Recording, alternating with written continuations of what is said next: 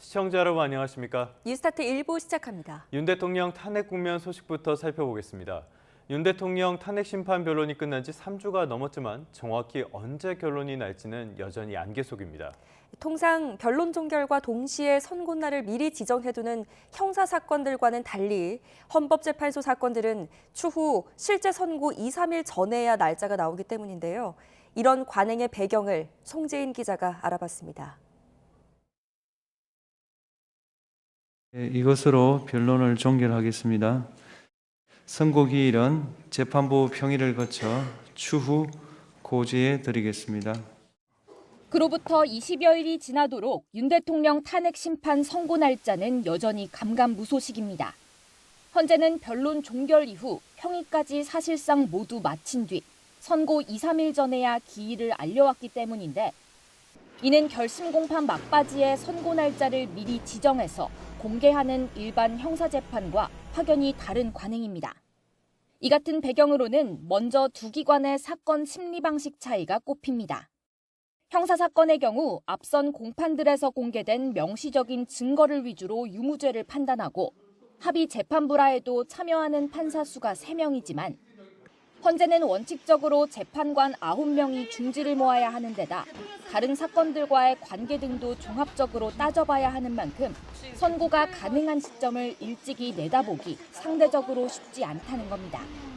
여기에 형사재판은 피고인 신병 구속 문제도 맞물려 있어 비교적 신속성이 요구되고 이에 따라 법에도 선고기일 지정시한이 규정돼 있지만 헌재 사건은 그렇지 않은 데다 주문과 동시에 결정이 즉시 효력을 가져 파장이 큰 만큼 신속성을 최우선 가치로 두긴 어렵다는 해석도 있습니다. 물론 헌재도 형사재판 1심과 2심처럼 변론 종결날, 법정에서 선고 기일을 정하는 게 가능하다는 의견도 존재합니다. 지금의 관행은 헌재 설립 초기부터 내부적으로 굳어진 관례일 뿐이라는 건데 지난 1988년 초대 헌법재판관들이 대법원이 다루던 헌법재판 사건들을 가져오면서 법정에서 공개 재판을 열지 않고 내부 논의를 이어오다가 당사자에게 선고 날짜를 따로 알리는 대법관들의 방식까지 그대로 가져왔다는 분석입니다. 이처럼 이유가 있는 관행이라 해도 선고기일 지정이 늦어질수록 불확실성으로 인한 사회적 혼란이 커지는 건 헌재로서도 부담일 것으로 보입니다. YTN 송재인입니다. 주말인 오늘 오후 서울 도심 곳곳에서 윤석열 대통령 탄핵을 촉구하거나 반대하는 대규모 집회가 예정돼 교통 혼잡이 우려됩니다. 서울경찰청은 오늘 오후 퇴진 비상행동 등 탄핵 찬성 단체가 사직로와 율곡로 일대에서 집회를 개최하고 종로 방향으로 행진할 예정이라고 밝혔습니다. 자유통일당 등 탄핵 반대 단체는 세종대로 일대와 의사당대로에서 대규모 집회와 행진을 진행합니다. 경찰은 집회 행진구역 주변에 가변차로를 운영하고 교통경찰 220여 명을 배치해 차량 우회 등 교통 관리를 할 예정이라며 가능하면 대중교통을 이용해달라고 당부했습니다. 윤 대통령은 탄핵 심판뿐만 아니라 내란 혐의의 형사재판도 받고 있습니다. 형사재판 두 번째 준비 기일이 오는 24일, 그러니까 다음 주 월요일에 진행됩니다. 구속 취소로 힘을 받은 윤 대통령 측이 공소 기각을 주장할 가능성이 있습니다. 김영수 기자가 취재했습니다. 구속 취소 청구 카드가 먹히면서 체포 이후 구속 기소됐던 윤석열 대통령은 52일 만에 풀려났습니다. 그동안 특별한 메시지 없이 관저에 머문 가운데 내란 혐의 형사재판의 2차 준비기일이 열립니다. 첫 번째 준비기일에서 기록 검토를 마치지 못했다며 입장을 밝히지 않았던 윤 대통령 측은 조금 더 공세로 전환할 것으로 보입니다. 구속 취소 인용 사유 가운데 하나였던 공수처의 수사권 논란을 고리로 공소 기각을 주장할 가능성이 거론됩니다. 재판부가 직접 수사 과정에 대한 의문이 없어야 한다고 밝혔기 때문입니다. 하지만 검찰은 내란죄 수사권이 있는 경찰에서 윤 대통령 사건을 넘겨받아 함께 기소한 만큼 문제될 게 없다고 반박합니다. 군과 경찰 사건을 각각 합친 재판부가 윤 대통령 사건까지 병합할지도 주목됩니다. 대부분 피고인이 구속 상태라 1심 최대 구속 기간인 6개월 내 선고를 위해 재판에 속도가 붙을 가능성이 큰데 핵심 인물 가운데 유일하게 불구속 상태인 윤 대통령이 어떤 입장일지 관심입니다. 내란 혐의 형사재판의 핵심은 결국 국헌을 문란하게 할 목적으로 폭동을 일으켰는지입니다. 탄핵 심판 쟁점보다는 좁혀지지만 절차적으로 조금 더 엄격한 형사재판에서 검찰과 윤 대통령 측의 치열한 공방이 예상됩니다. YTN 김영수입니다. 말씀드린 다음 주 월요일에는 한덕수 국무총리에 대한 탄핵 심판 결과도 나옵니다. 한덕수 총리가 관저에서 석 달 가까이 두문 불출하고 있는데요. 총리실은 복귀를 기대하는 분위기입니다. 이종구 기자입니다. 한덕수 총리는 지난해 12월 27일 국회에 탄핵 소추안 가결로 직무정지에 들어갔습니다. 핵심 탄핵 사유 가운데 하나인 헌법재판관 임명 보류에 대한 원칙을 강조하며 애둘러 야당을 비판하기도 했지만 사상 초유의 대통령과 국무총리의 동시 공백 사태를 맞아 안정적인 국정 운영을 강조했습니다. 저는 직무가 정지되지만 대한민국 정부는 굳건하게 작동할 것으로 믿습니다. 한 총리는 최장수 총리로 기록되고 있지만 헌정사상 처음으로 탄핵 심판을 받은 총리라는 불명예도 떠안았습니다. 그러면서도 국회의 내란 혐의 국정조사와 헌법재판소의 대통령 탄핵 심판의 증인으로 출석해 비상계엄 사태에 대한 비판적 시각을 유지했습니다. 모든 국민은 헌법과 법률에 따라야 된다고 생각하고요. 대통령님께서도 자신의 결정에 대해서 법적, 정치적 책임을 지겠다고. 국무총리실은 한덕수 총리에 대한 헌법재판소의 탄핵 심판 결정이 임박하자 다시 분주히 돌아가고 있습니다. 내심 기각 결정이 나올 것으로 기대하면서 한 총리 복귀에 대비하는 모습도 감지됩니다. 총리실은 직무정지 기간에 최상목 대통령 권한대행뿐 아니라 대통령실과도 소통을 했지만 사실상 개점 휴업 상태나 마찬가지였습니다. 한 총리가 직무정지된 지 80여일, 총리직을 잃게 될지 아니면 업무에 복귀할지 총리실 역시 헌법재판소의 결정을 긴장감 속에 기다리고 있습니다. YTN 이종우입니다. 더불어민주당과 조국혁신당, 진보당, 기본소득당, 사회민주당 등 5개 야당이 최상목 대통령 권한대행 탄핵 소추안을 발의했습니다. 민주당 김용민 원내정책수석부대표는 기자들과 만나 최 대행이 위헌 결론에도 마은혁 헌법재판관 후보자를 임명하지 않는 건 헌재를 능멸하는 행위라며 이를 바로잡기 위해 탄핵안을 제출했다고 말했습니다. 또 12.3 내란 공범 혐의와 마영주 대법관 미임명, 상설특검에 따라 특별검사 임명 의뢰를 하지 않은 것까지도 포함해 4가지를 탄핵 소추 사유로 설명했습니다. 이에 대해 윤석열 대통령 대리인단은 정치 보복과 길들이기를 위한 탄핵일 뿐이라고 맞받았습니다. 윤 대통령 법률 대리단은 입장을 내고 결국 거대 야당의 의회 독재가 30번째 탄핵소추 발의로 이어졌다며 이같이 밝혔습니다. 특히 탄핵소추 사유 가운데 마은혁 헌법재판관 후보자 불임명의 경우 헌법재판소가 위헌 결정을 하긴 했지만 국회가 헌재 위헌 결정에도 개정하지 않고 있는 법률이 35건이나 된다며 권한대행만 문제 삼는다고 주장했습니다. 윤석열 대통령 체포영장 집행을 방해한 혐의를 받는 김성훈 경호차장과 이광우 경호본부장이 구속을 면했습니다. 법원은 이 두 사람이 증거인멸이나 도주 우려가 없다고 판단했는데 경찰 수사에는 제동이 걸리게 됐습니다. 권민석 기자입니다. 경찰서 유치장에서 대기하던 김성훈 경호차장이 홀가분한 모습으로 걸어 나옵니다. 구속갈림길에서 기사회생한 김 차장은 추후 사법 절차에 충실히 응하겠다고 밝혔습니다. 재판부의 현명한 판단에 감사드리고 향후 어떤 사법 절차도 충실히 따르겠습니다. 이상입니다. 서울 서부지법은 12시간 가까이 심사한 끝에 김 차장과 이광우 경호본부장의 구속영장을 모두 기각했습니다. 두 사람이 혐의를 다투어 볼 여지가 있어 지금 구속하는 건 방어권을 제한할 수 있다는 겁니다. 또 증거도 충분히 수집돼 있어 증거인멸이나 도주 우려도 없다고 판단했습니다. 이들은 지난 1월 공수처와 경찰에 윤석열 대통령 체포영장 집행을 방해하고 보안폰 기록 삭제를 지시한 혐의 등으로 경찰 조사를 받아왔습니다. 구속영장은 검찰 단계에서 수차례 반려됐고 서울고검 영장심의위까지 거쳐 청구됐는데 법원 결정으로 경찰 수사엔 급제동이 걸렸습니다.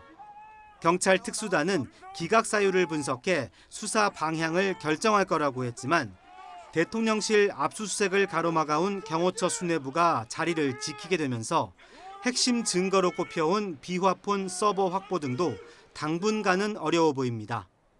YTN 권민석입니다. 윤석열 대통령 대리인단은 경호처 간부들에 대한 구속영장이 기각된 것을 환영한다며 공수처의 위법 수사와 경찰청 국가수사본부의 불법 행위에 법원이 또 한 번 경고를 한 것이라고 주장했습니다. 이어 경호처 간부들은 국가안보와 대통령 경호를 위해 정당한 직무 집행을 한 것뿐이고 증거인멸을 위한 부당한 지시도 하지 않았음이 확인됐다며 경찰의 보복 수사를 즉각 중단하라고 촉구했습니다. 최근 국민의힘 안에서는 탄핵 정국 뒤가 더 걱정이라는 우려가 적지 않게 나오고 있습니다. 탄핵이 인용되면 지지층의 성난 민심을 달래가면서 조기 대선을 준비해야 하지만 기각 또는 각하가 된다 하더라도 전국을 수습할 뾰족한 수가 없다는 고민입니다. 여당의 딜레마를 강민경 기자가 정리했습니다. 헌법재판소 앞에 모인 국민의힘 의원 32명은 한 목소리로 대통령 탄핵 각하를 외쳤습니다. 한덕수 총리에 이어 윤 대통령 탄핵 심판 선고 기일도 곧 나올 거란 관측에 지난 12일부터 이어가던 릴레이 시위의 동력을 한층 끌어올린 겁니다. 절차적 적법성조차 갖추지 못한 것임이 드러난 대통령에 대한 탄핵 청구는 마땅히 각하되어야 하며 시위나 탄원서 등 탄핵 반대 주장에 동참한 여당 의원은 108명 가운데 80여 명에 달합니다. 사실상 반탄이 국민의힘 당론에 가깝게 자리매김했다는 해석이 나오는 배경입니다. 문제는 헌재 선고가 나온 뒤 특히 탄핵이 인용됐을 때 출구 전략이 마땅치 않다는 겁니다. 반탄 기류가 거세질수록 최근 강성 지지층 사이에선 거리의 정치와 거리를 두는 당 지도부를 향한 불만이 확산하고 있습니다. 지도부와 생각을 달리하는 의원님들께서도 지금 장외에서 또 열심히 투쟁하고 있으니까 이 때문에 대통령이 파면될 경우 강성 지지층의 반발을 수습하지 못하고 불가피 조기 대선 준비에도 차질이 생길 수밖에 없다는 우려가 나옵니다. 최근 일부 의원들 사이에서 장외 투쟁에 앞서 내부 단합부터 했어야 한다는 후회가 나오는 것도 같은 맥락입니다. 헌재 결정이 국민들이 전혀 만족하지 못하는데 그리고 불만스럽고 아니라고 외치는데 자제하라고 한다고 그게 되겠습니까? 탄핵안이 기각 또는 각하되더라도 일단 대통령 파면이란 최악의 경우를 피할 수 있게 되지만 전국을 수습할 묘안이 없기는 마찬가지로 보입니다. 여당은 윤 대통령 직무 복귀와 동시에 정치개혁에 시동을 걸겠다는 입장이지만 야권의 거센 저항에 부딪힐 게 불보듯 뻔한 상황에서 국정 운영 동력을 되찾거나 협치를 이루기가 사실상 불가능하다는 분석도 나옵니다. 여권 내에서는 대통령이 직무에 복귀해도 탄핵 찬성 여론이 꾸준히 과반을 유지해온 만큼 국민 반발을 극복해 나가기가 쉽지 않을 거란 관측이 더 많습니다. 당장 내년도 지방선거도 다가오는 만큼 당 지도부는 전국 돌파구 마련에 고심에 고심을 거듭하는 분위기입니다. YTN 강민경입니다. 네, 이렇게 윤석열 대통령의 탄핵 심판이 길어지면서 최근 더불어민주당 이재명 대표의 발언이 거칠어졌다는 평가가 나옵니다. 자칫 중도층이 등을 돌릴 우려에도 우선 지지층 다잡기에 나선 것이라는 해석입니다. 김경수 기자입니다. 지난 19일 광화문 현장 최고위원회의에서 이재명 대표는 최상목 대통령 권한대행을 작심 비판했습니다. 최 대행이 마은혁 헌법재판관 후보자를 임명하지 않고 보란듯이 헌정 질서를 어지럽히고 있다며 이렇게 말했습니다. 최상목 대통령 직무대행은 지금 이 순간부터 국민 누구나 직무유기 현행범으로 체포할 수 있기 때문에 몸조심하기 바랍니다. 준비한 원고에 없던 즉흥 발언이었는데 당장 여당에선 맹비난이 쏟아졌습니다. 이재명 대표가 최상목 권한대행을 향해 조폭이나 할 법한 몸조심하라는 그건을 퍼부었습니다. 이재명 대표는 본인의 테러 주장 발언을 국민 앞에 석고대죄하고 민주당 친이재명계는 이 대표 발언이 과격했다면서도 최대행을 향한 국민 분노를 대신 표현한 거라며 수습에 나섰습니다. 헌정 질서가 무너지고 있는 이 상황에서 지금 대통령 권한대행이 그 책무를 다하지 않는 거에 대한 좀 강력한 지적 정도에 불과한 거 아니겠습니까? 이 대표도 진위를 왜곡하지 말라며 여권의 사과 요구를 일축했지만 체포당할 수 있으니까 조심하시라 이 말이었는데 그렇게 왜곡하지 않으면 좋겠습니다. 차기 대권을 노리는 사람의 발언으로는 부적절했다는 지적이 당 내에서도 나왔습니다. 차기 대통령 후보를 생각하시는 분은 좀 신중한 말씀을 해야 되는데 부적절했다. 저는 그렇게 생각합니다. 앞서 당내 통합 행보에 찬물을 끼얹었던 비명계 검찰 내통설 발언까지 다시 소환되는 등 이 대표의 입이 아슬아슬하다는 평가가 적지 않습니다. 그간 공을 들여온 외연 확장 행보가 무색하게 중도층의 비호감 여론이 강해질 수 있다는 겁니다. 이재명 대표가 마음이 조급해지니까 평소에게 폐륜적인 막말을 쏟아내던 그 본성이 튀어나온 것입니다. 다만 탄핵 정국이 예상보다 길어지며 피로감이 누적되는 상황에서 지지층 결집을 노렸다는 해석도 있습니다. 자칫 역풍을 불러올 수 있다는 걸 알면서도 이재명 대표가 강공에 나섰다는 건데 그만큼 윤석열 대통령 파면에 사활을 걸고 있다는 뜻으로도 풀이됩니다. YTN 김경수입니다. 더불어민주당 이재명 대표에게는 사법 리스크가 골칫거리죠. 법원이 이재명 더불어민주당 대표의 대북 송금 사건 재판부 법관 기피 신청 각하 결정을 한 달 동안 6차례 발송을 했는데요. 이 대표가 결국 수령하지 않은 것으로 파악됐습니다. 재판을 지연시키려는 전략이 아니냐는 지적이 나올 수밖에 없는 상황입니다. 검찰은 재판을 재개해달라고 법원에 요청했습니다. 유서영 기자가 보도합니다.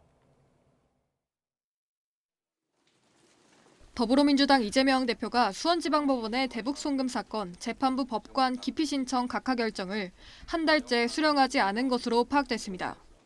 이에 따라 기피 신청으로 절차가 중단됐던 이 대표의 대북 송금 재판은 3개월째 멈춰 있습니다. 지난해 6월 기소된 이후 3차례 공판 준비 기일만 진행됐기 때문에 본격적인 재판은 기소 9개월째 진행되지 않고 있는 셈입니다. 앞서 이 대표는 당시 수원지법 형사 11부가 사실관계가 같은 이화영 전 경기도 평화부지사의 외국환거래법 위반 혐의 1심 사건을 유죄 판결한 만큼 공정한 재판을 기대하기 어렵다며 기피 신청을 했습니다. 약 2개월 뒤 법원은 법관 정기 인사로 담당 판사 3명이 모두 바뀌었기 때문에 기피 신청이 의미가 없어졌다는 취지로 각하 결정을 내렸습니다. 하지만 이 결정은 피고인인 이 대표에게 한 달째 송달되지 못하고 있습니다. 사유는 당사자가 없고 문이 닫혀 있다는 패문 부재였습니다. 법원이 우편, 인편 2가지 방법으로 6차례에 걸쳐 전달을 시도했지만 실패했습니다. 이 대표가 고의로 수령을 거부하는 것 아니냐는 지적에 대해 민주당은 변호인에게 송달됐으므로 송달 효과가 이미 발생했다며 재판 지연과는 무관하다고 주장했습니다. 또 집에 사람이 없어 송달받지 못한 것을 의도적으로 받지 않은 것처럼 공격해서는 안 된다고 말했습니다. 이에 대해 수원지법 관계자는 효력 발생 여부는 재판부 심리를 통해 판단될 것으로 보인다고 설명했는데 검찰은 재판을 재개해달라며 기일 지정 신청서를 제출했습니다.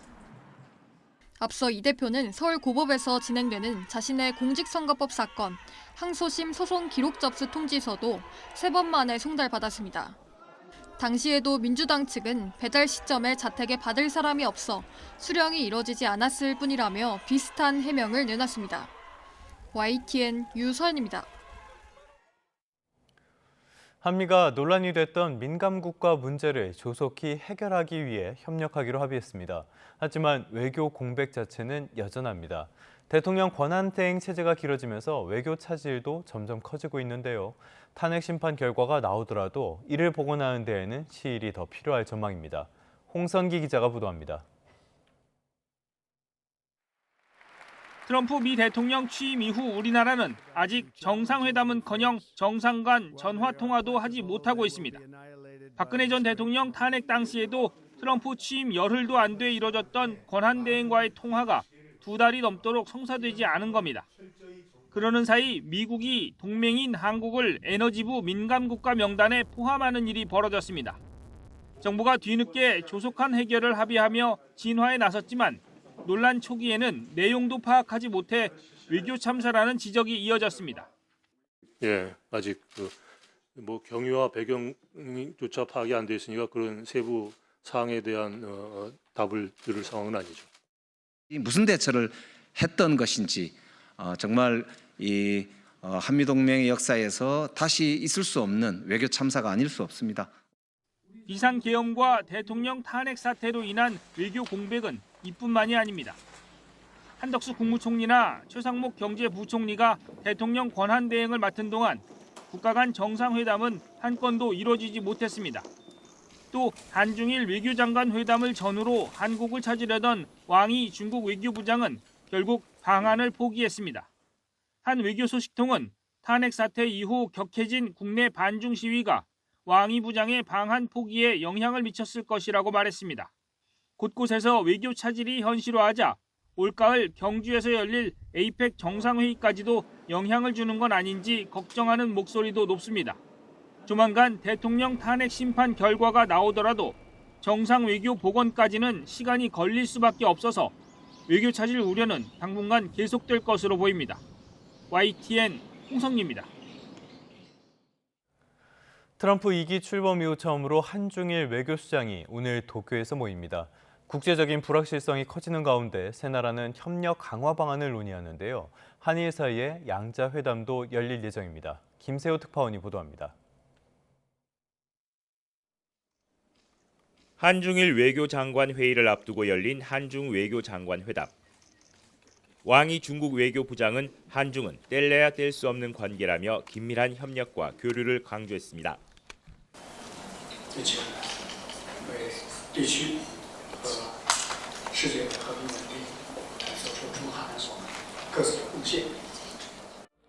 조태열 장관은 오는 10월 경주에서 열리는 에이펙 정상회의 계기에 시진핑 국가주석의 방한을 기대한다고 말했습니다. 특히 오는 가을 개최되는 경주 에이펙 정상회의에 시진핑의 방한이 이루어지고 양국 관계에 새로운 전기가 마련될 수 있도록 부장과 함께 노력했다고 생각합니다. 또 국제사회의 불확실성이 심화되는 상황에서 한반도 문제에 대해 한중 간 전략적 소통을 강조했습니다. 한중일 외교장관 회담에서 세 나라는 외교안보, 경제통상 등 분야에서의 폭넓은 협력을 논의할 것으로 보입니다. 未来志向の協力を進めていくべく、日中韓3カ国の協力や地域情勢についても率直な意見交換、議論を行いたいと思います。 또 올해 일본에서 열리는 한중일 정상회의의 성공적 개최를 위한 조율에도 뜻을 모을 전망입니다. 한중일 외교장관 회담 뒤 열리는 한일 양자회담에서는 국교 정상화 60주년 공동사업 진행 상황을 점검할 예정입니다. 특히 미중 패권 경쟁 속에 한일 간 협력을 공고히 하기 위한 한일 신선언 추진 논의도 이어갈 것으로 보입니다. 앞서 조태열 외교부 장관은 일본 언론과의 인터뷰에서 우리 정부의 제3자 변제가 일제강제 동원의 거의 유일한 해법이라며 일본의 호응을 거듭 촉구했습니다. 한국의 탄핵 정국, 트럼프 정부의 전방위 관세 등 주변 정세의 불확실성이 커져가는 가운데 한중일 3국이 각국의 이해와 협력의 교집합을 이끌어낼 수 있을지 주목됩니다. 도쿄에서 YTN 김세호입니다. 조태열 외교부 장관은 이시바 시게루 일본 총리를 예방하고 한일 관계 증진을 위해 양국에 함께 최선을 다해야 한다고 강조했습니다. 이시바 일본 총리는 도쿄의 총리실에서 조 장관을 만나 한일 관계와 한미일 관계의 중요성은 변하지 않는다고 강조했고요. 상호 신뢰와 존중을 기초로 계속 협력해 나가자고 말했습니다. 조 장관은 이에 대해 한일 관계의 긍정적 흐름을 유지하기 위해서는 양국이 상대가 변하기를 기대하기보다는 스스로 먼저 변하고자 하는 노력이 필요하다고 강조했습니다. 사건 사고 소식도 살펴보겠습니다. 경남 산청군에서 대형 산불이 발생해 마을 주민 160여 명이 대피했습니다. 산림청은 올해 처음으로 산불 대응 3단계를 발령했고요. 밤샘 진화 작업을 벌였습니다. 이명준 기자가 보도합니다. 야산 곳곳이 시뻘건 불길에 휩싸였습니다. 곳곳에선 잿빛 연기가 피어오릅니다. 한 치 앞도 분간하기 힘든 캄캄한 밤이지만 산불이 번지고 있는 능선은 대나처럼 환합니다. 어제 오후 3시 26분쯤 경남 산청군 시천면 신천리 야산에서 시작된 불이 대형 산불로 번졌습니다. 전체 화선이 10km, 산불 영향구역은 130헥타르에 달했습니다. 산림당국은 올해 처음으로 산불 대응 3단계를 발령하고 진화 인력과 장비를 총동원했습니다. 열화상 드론 영상을 활용해 화선을 실시간 감시하며 추가 확산을 막는 야간 진화 작업이 계속됐습니다. 그럼에도 산불 규모가 커 완진까진 적잖은 시간이 걸릴 것으로 보입니다. 산불 현장 근처 점동마을과 국동마을, 서신마을 주민 160명은 모두 안전한 곳으로 대피해 현재까지 다친 사람은 없습니다. 연기는 자욱하게 올라왔고 저 멀게 떨어져 있는 데까지 거름이 계속 날라오면서 불길이 치솟았습니다. 네, 이렇게 큰 불은 본 적이 없습니다. 당국은 인근 목장 주인이 예초기로 풀을 베다 불씨가 날려 산불로 커진 것으로 보고 있습니다. 저희들이 추측하기로는 예치기로 작업하는 과정에 불씨가 튀어가지고 인화가 돼서 산불이 발생한 걸로 이렇게. 산림당국은 산불 진화 작업을 이어가며 조기 진화에 총력을 다할 방침입니다. YTN 임영준입니다. 어젯밤 10시쯤 대구 중리동에 있는 자동차 부품 공장에서 불이 났습니다. 소방당국은 한때 인근 소방서의 모든 인력과 장비를 동원하는 대응 2단계를 발령하고 진화 작업을 벌였고요. 5시간 40여 분 만인 오늘 새벽 2시 47분쯤 큰 불길을 잡았습니다. 다친 사람은 없었지만 공장 건물 10여 동이 모두 불탔습니다. 소방당국은 잔불 정리를 마치는 대로 정확한 화재 원인과 피해 규모를 조사할 예정입니다. 1,500가구가 거주하는 광주의 아파트에서 거액의 관리비를 빼돌려 잠적한 격리 직원이 16일 만에 경찰에 붙잡혔습니다. 광주 광산경찰서는 어제 저녁 8시쯤 경기 부천시 길거리에서 40대 여성 A씨를 업무상 횡령 혐의로 체포해 조사하고 있습니다. 해당 아파트에서 20여 년 동안 격리 업무를 해오던 A씨는 10여 년 전부터 아파트 관리비 등 7억여 원을 빼돌린 혐의를 받고 있습니다. 어젯밤 10시쯤 서울 논현동 지하철 9호선 언주역 근처 도로를 달리던 SUV가 인도로 돌진해 건물 앞에 있는 구조물을 들이받았습니다. 이 사고로 다친 사람은 없었습니다. 경찰은 운전자가 술에 취한 채 차를 몰았을 가능성을 염두에 두고 구체적인 경위를 조사하고 있습니다. 다음 소식입니다. 우리나라 경제 성장률이 오는 2033년까지 평균 1.9%에 머물 것으로 전망됐습니다. 일하는 사람들이 줄어서 생긴 인력난을 해소하지 못한다면 그마저도 달성하기 어렵다는 분석이 나왔습니다. 이문석 기자입니다. 청년 구직자들이 구인 게시판을 유심히 살펴봅니다. 기업들도 인재를 놓치지 않으려고 회사 홍보에 정성을 다합니다. 서울에 소재하고 있지 않은 또 대기업이 아닌 기업의 입장으로서는 채용에 상당히 좀 애로를 많이 겪고 있는데 앞으로 기업들 인력난은 더 심화할 전망입니다. 산업연구원은 앞서 우리나라 경제가 2033년까지 평균 1.9% 성장할 거로 예상했습니다. 그러나 한국고용정보원은 노동인력 부족이 심화해 이 같은 성장을 달성하기 어려울 수 있다고 내다봤습니다. 원인은 취업자 감소. 일하는 사람이 줄어 추가 필요 인력이 해마다 늘면서 2033년엔 82만 1,000명이 부족해질 거로 추정했습니다. 향후 고용 증가가 점쳐진 보건복지업 등은 물론이고 고용 감소가 예상된 제조업, 도소매업도 인력난을 피하지 못한다고 예상했습니다. 외국 인력 수급 확대 등 여러 대안을 마련해야 하는데 우선은 일하고 싶어도 노동시장에 진입하지 못한 잠재 인력을 활용해야 한다고 지적했습니다. 청년 그리고 여성 고령자 등 그런 잠재 인력을 노동시장에 최대한 끌어내려고 하는 정책적 요구가 이제 필요로 하다라고 이제 말씀을 드릴 수가 있겠습니다. 이와 더불어 미국의 60% 수준인 우리 노동 생산성을 높이는 노력이 미래 인력난 해소 필요 조건으로 제시됐습니다.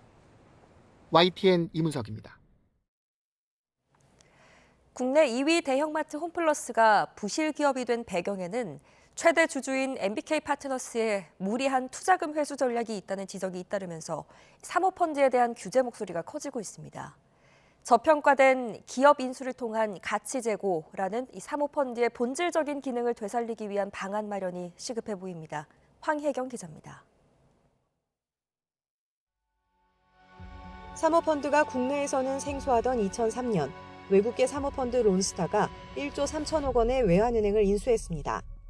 상당히 헐값이었을 뿐만 아니라 인수 석 달 만에 주가 급등으로 1조 원가량의 평가이익을 얻고 또 2012년에는 하나은행에 매각해 4조 6천억 원대 차익을 들고 떠나버리자 사모펀드에는 먹튀, 기업 사냥꾼이라는 부정적 이미지가 더 씌워졌습니다.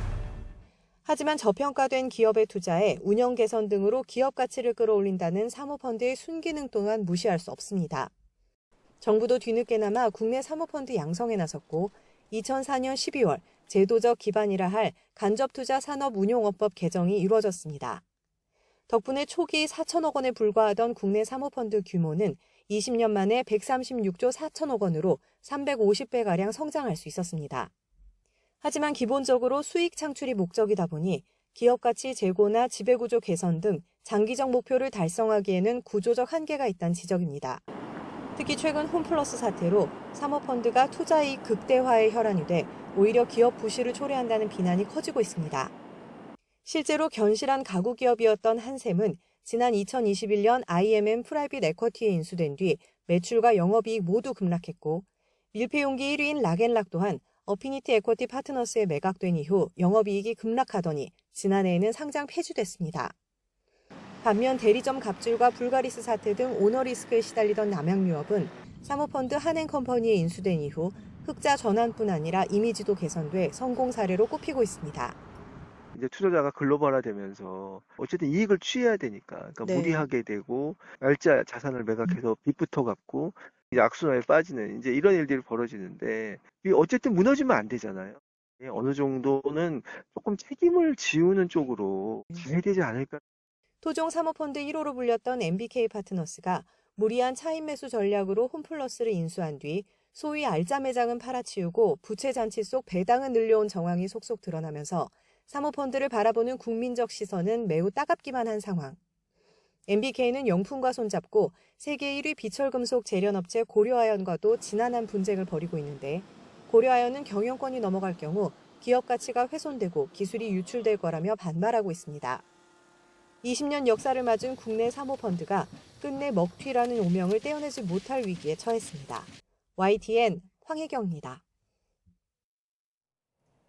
네, 다음 주 방한하는 마이크 던리비 미국 알래스카 주지사가 국내 에너지 기업들과 개별 면담을 하고 알래스카 액화 천연가스 사업 협력 방안을 논의할 것으로 보입니다.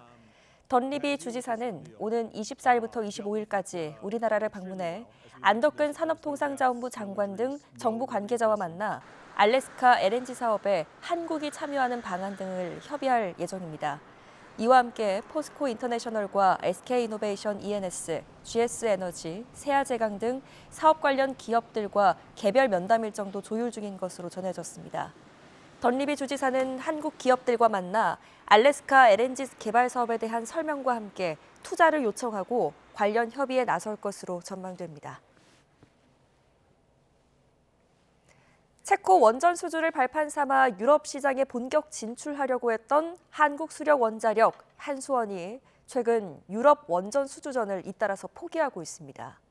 미국 웨스팅하우스와의 지적재산권 분쟁 합의가 영향을 미친 게 아니냐 이런 의혹이 나오고 있는데요.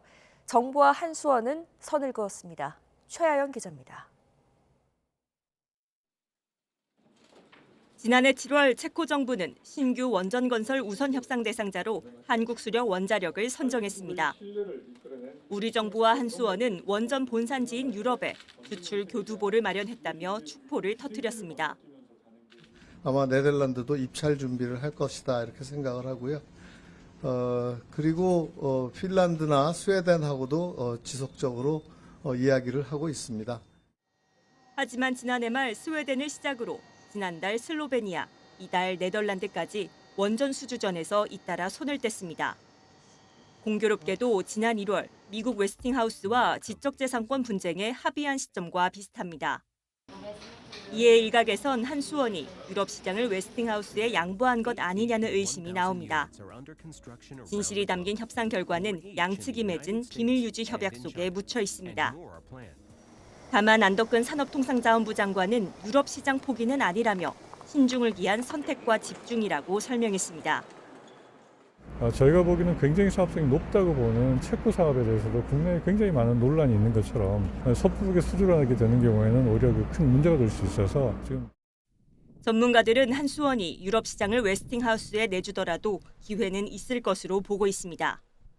웨스팅하우스가 계약을 가져간다 하더라도 그 공급 체인 중에는 우리나라 기업들이 참여할 기회가 상당 부분이 많고 또 그런 형식으로 해가지고 원전 협력은 갈 것으로 봅니다. 이런 가운데 이달 말로 예정된 체코 원전 최종 계약은 국정 혼란 속에 연기될 것이란 전망도 나옵니다. YTN 최아영입니다. 대한의학회와 병원협의회 등이 모인 의료계 단체가 의대생들에게 복학을 촉구했습니다. 대한의학회, 한국의과대학, 의학전문대학원협회, 국립대학병원협의회 등 8개 의료계 단체가 모인 한국의학교육협의회는 어제 입장문을 내고 의대생들에게 복귀를 호소했습니다.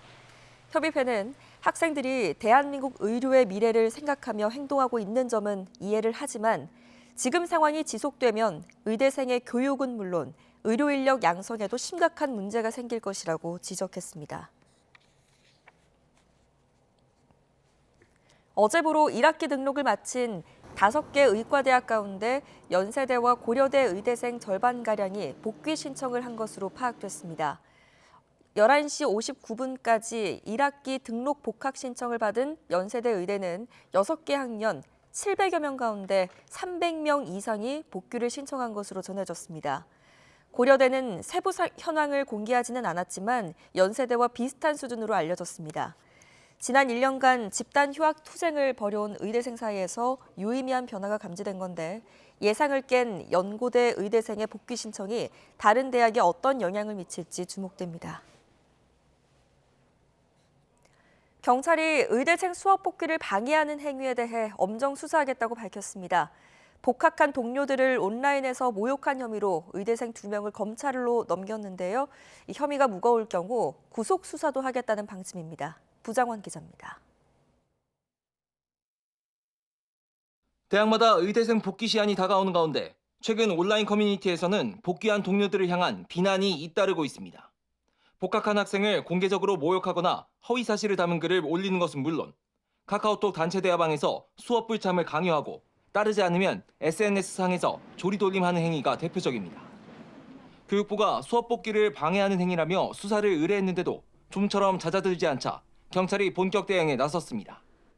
최근 의대생들의 수업 불참을 강요하거나 복귀 의대생을 비난하는 게시글 8건을 서울경찰청 공공범죄수사대와 사이버범죄수사대 등 직접 수사부서에 배당하고 수사를 이어왔는데 이 가운데 온라인 커뮤니티 DC인사이드나 의사와 의대생들이 주로 사용하는 메디스태프에 복귀한 동료들을 공개 비난하고 모욕하는 게시글을 올린 의대생 2명을 검찰에 불구속 송치했습니다.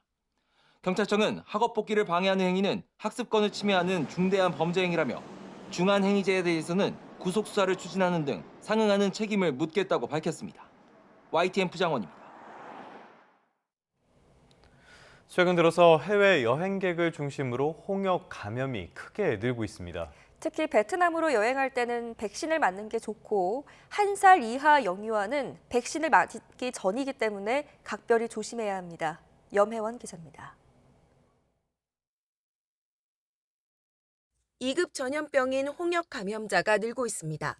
올해 들어서 지난 21일까지 모두 23명이 걸렸는데 12명은 베트남, 1명은 우즈베키스탄을 방문했고 나머지는 이들과 접촉해 옮았습니다.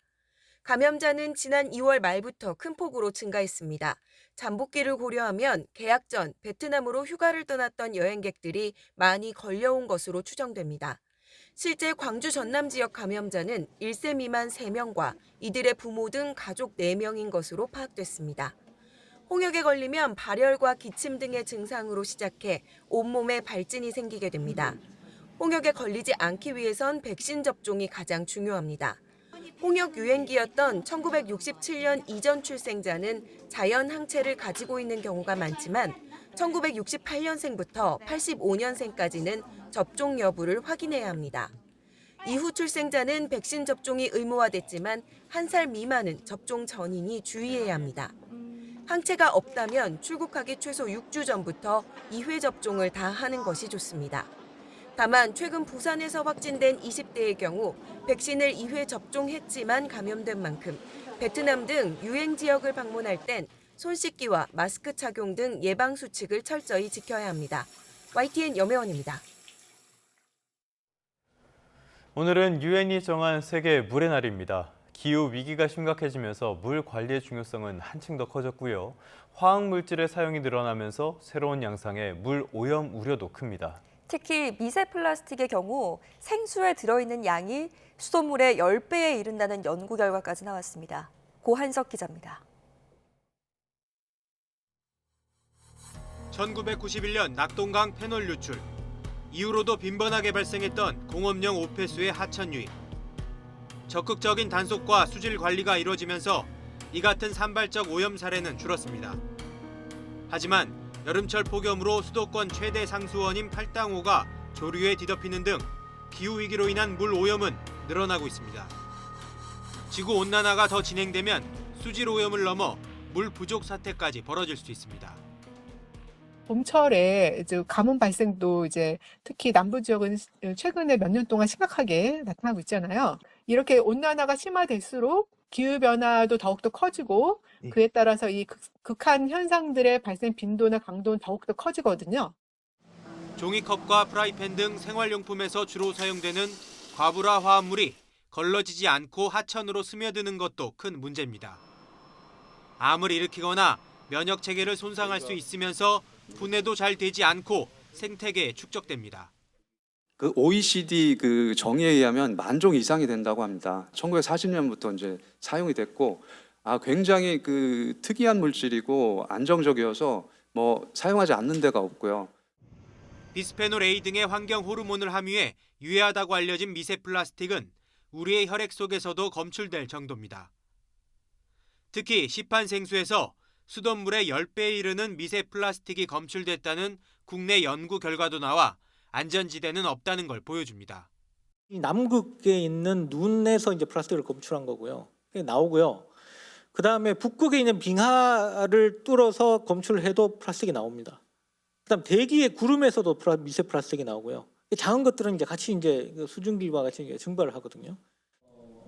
기후 위기와 신종 오염 물질의 증가, 우리의 물 관리 기술이 여기에 대응해 발전하고 있는지 점검해야 한다고 전문가들은 경고합니다.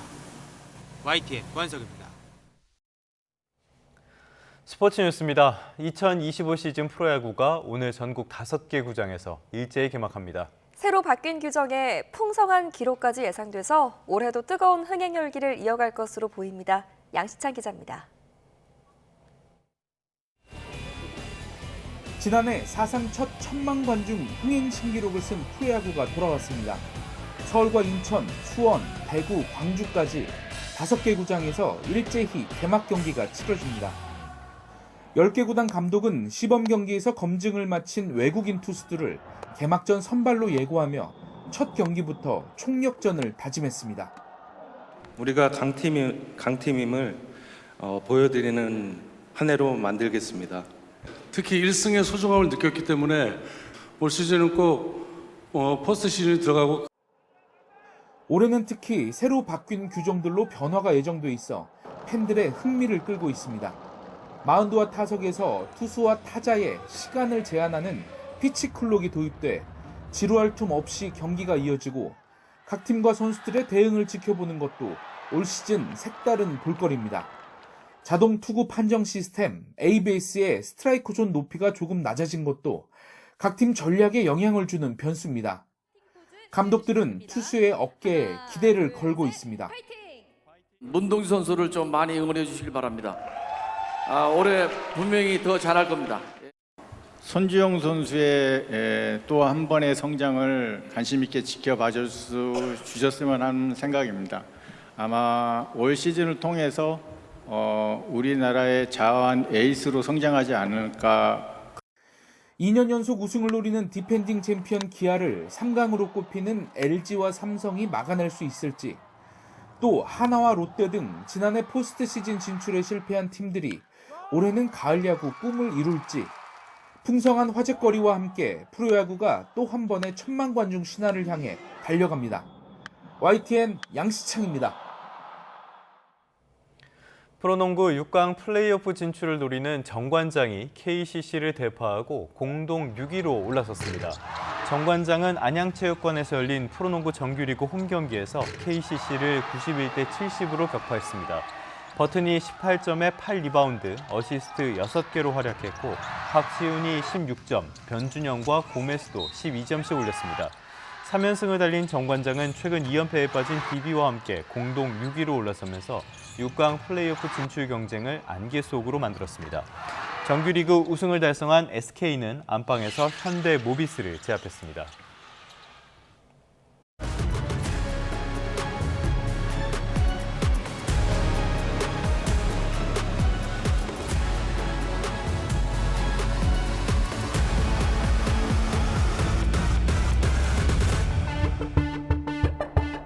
윤석열 대통령 지지자들이 서울 광화문 광장과 여의도를 중심으로 모여 대규모 탄핵 반대 집회를 진행했습니다. 참가자들은 헌법재판소에서 탄핵이 기각 또는 각하돼 윤 대통령이 직무에 복귀해야 한다고 목소리를 높였습니다.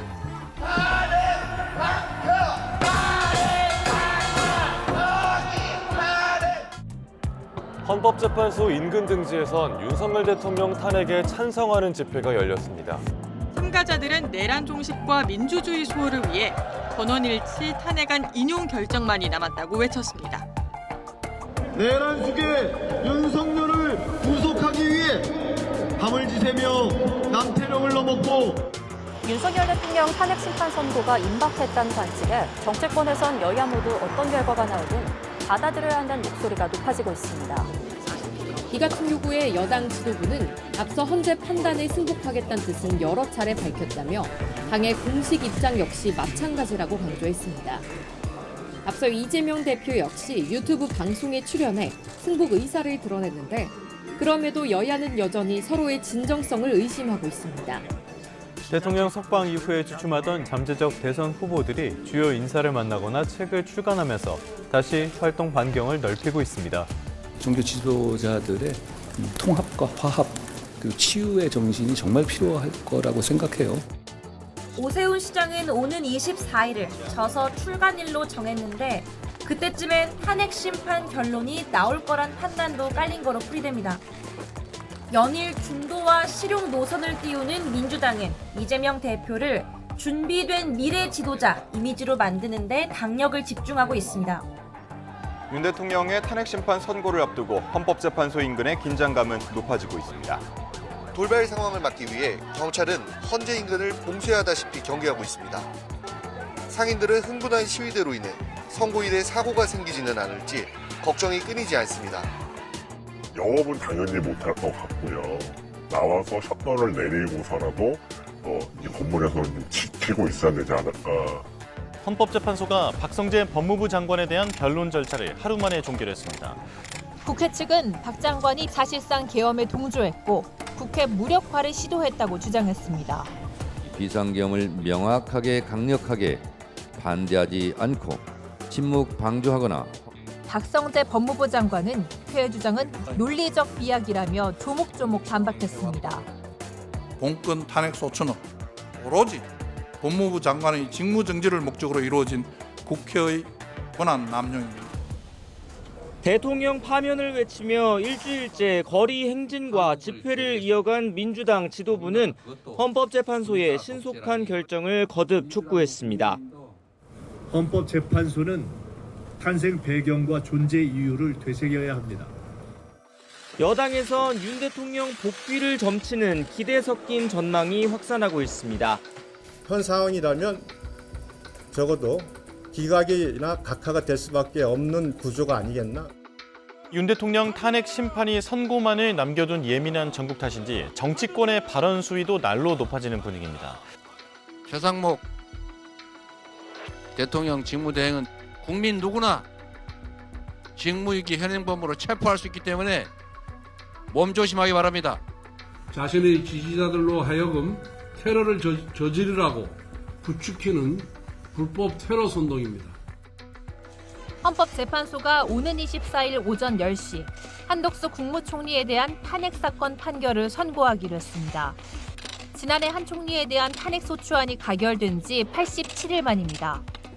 윤 대통령보다 10여일 먼저 늦게 탄핵 소추된 한 총리가 먼저 판결 선고를 받게 됐습니다. 다음 주에는 윤 대통령의 형사재판과 이재명 민주당 대표 재판까지 정치적으로 굵직한 사건들이 몰렸습니다. 먼저 24일 월요일에는 서울중앙지방법원에서 윤 대통령의 내란 우두머리 혐의 재판의 2차 공판 준비기일이 예정돼 있습니다. 이틀 뒤에는 서울고등법원에서 이재명 민주당 대표의 공직선거법 위반 혐의 항소심 선고가 내려집니다. 윤석열 대통령의 탄핵 심판 선고 기일은 여전히 안개 속입니다. 지난 대선에서 경쟁했던 윤 대통령과 이 대표의 정치적 운명이 다음 주에 결정될지 관심입니다.